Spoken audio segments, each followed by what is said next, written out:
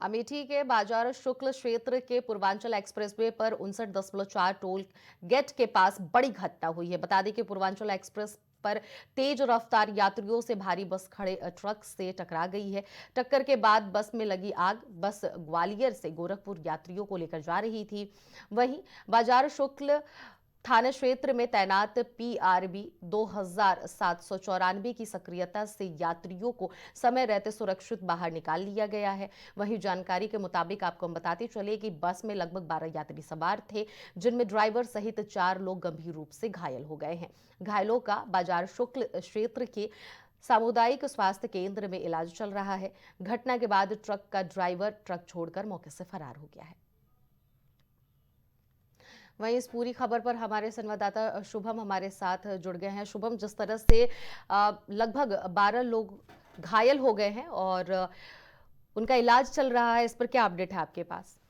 मैं बता दूं कि पूरा मामला पूर्वांचल एक्सप्रेसवे के सुकुल बाजार थाना क्षेत्र के 59.4 टोल गेट के पास का है, जहां पर ग्वालियर से गोरखपुर जा रही यात्रियों से भरी बस जो है सड़क किनारे ट्रक से खड़ी टकरा गई, जिसमें टकराने के बाद उसमें भीषण आग लग गई। समय रहते राहगीरों की मदद से सभी यात्रियों को निकाल लिया गया है।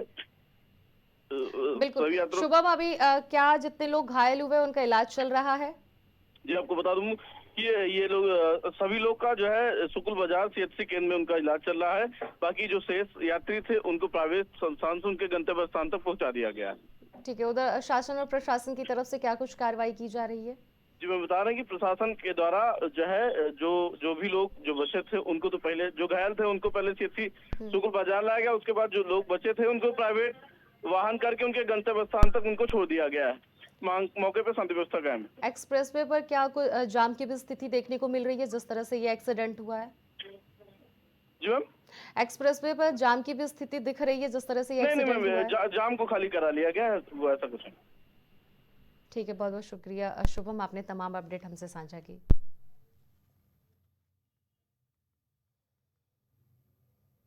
पहले सीएम की कुर्सी गई, फिर केजरीवाल दिल्ली वालों ने सत्ता से भी दूर कर दिया और अब सीएम बंगले पर केजरीवाल बुरी तरह से फंसते नजर आ रहे हैं। केंद्रीय सतर्कता आयोग यानी कि सीवीसी ने बीजेपी के शीश महल के आरोपों को लेकर विस्तृत जांच के आदेश दिए हैं। इस मामले में नवंबर से ही सीवीसी के आदेश पर जांच चल रही थी। शुरुआती रिपोर्ट मिलने के बाद अब विस्तृत जांच का आदेश जारी कर दिया गया है। इस मामले में केजरीवाल पर कानूनी संकट का नया शिकंजा कसा है। पिछले साल 14 अक्टूबर 2024 को ही विजेंद्र गुप्ता ने सीवीसी से इस मामले की शिकायत की थी।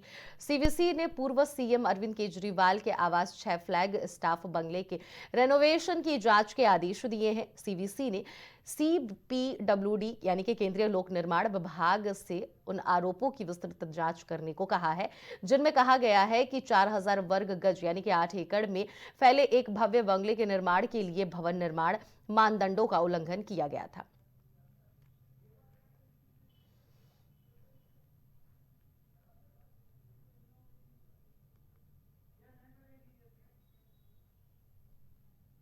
कानपुर में पान मसाला कारोबारी नवीन कुरेले के ठिकानों पर आयकर विभाग की छापेमारी लगातार चल रही है।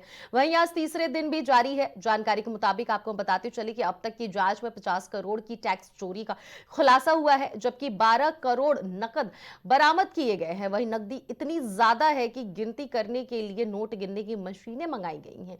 वहीं अब इसके साथ ही आपको बताते चले कि कुरेले के पड़ोसी दीपक कोठारी के घर में भी आईटी का छापा पड़ा है। आपको बता दें, यह पहली बार नहीं है जब कुरेले परिवार पर इस तरह की कार्रवाई हुई है। वहीं दीपावली से पहले भी उनके ठिकानों पर छापा पड़ा था। परिवार का आरोप है कि आयकर विभाग त्योहारों के समय ही रेड क्यों करता है, इस पर उन्होंने नाराजगी जताई है।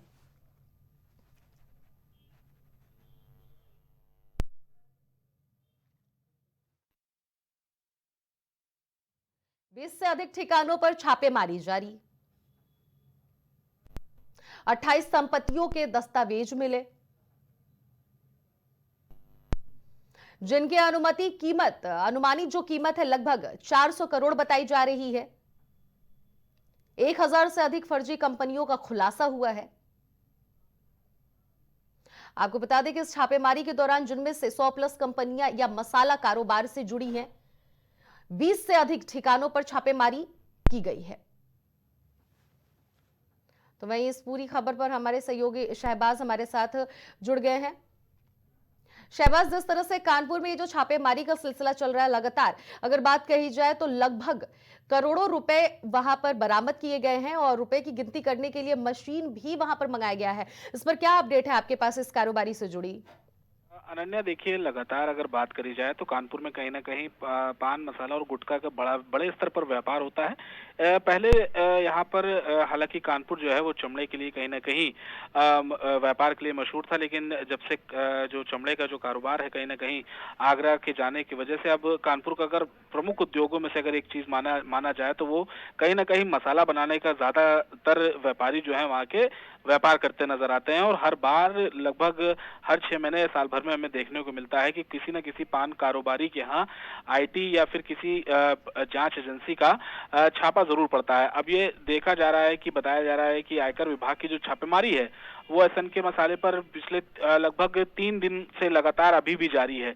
और इसमें अगर बात करें अनन्या तो कई तरीके के खुलासे हुए हैं। बताया जिसमें जा रहा है कि 50 करोड़ तक की टैक्स की चोरी है और भी तमाम चीजें हैं जो कागज हैं उनमें भी हेरफेर करने के भी आरोप लगाए गए हैं, क्योंकि किसी तरीके से जो इनकम टैक्स है उससे कैसे बचा जाए, इस सब तमाम चीजों के जो है उसमें निकाले गए। जी शहबाज, और ना सिर्फ ये कानपुर में बल्कि आसपास के जितने भी क्षेत्र है जहां जहां इनका कारोबार चलता है वहां पे भी छापेमारी की गई है। इस पर क्या अपडेट है आपके पास? देखिए, कानपुर समेत अलग अलग जिलों में भी इसकी आईटी की इस वक्त छापेमारी चल रही है। जिस दिन पहले दिन छापेमारी हुई थी उस दिन कानपुर में और नोएडा तक यहाँ आने वाले बीच में जितने भी जिले थे और जो इनकम टैक्स के निशाने पर थे और वहाँ उन जिलों में इनकम टैक्स की छापेमारी चल रही थी।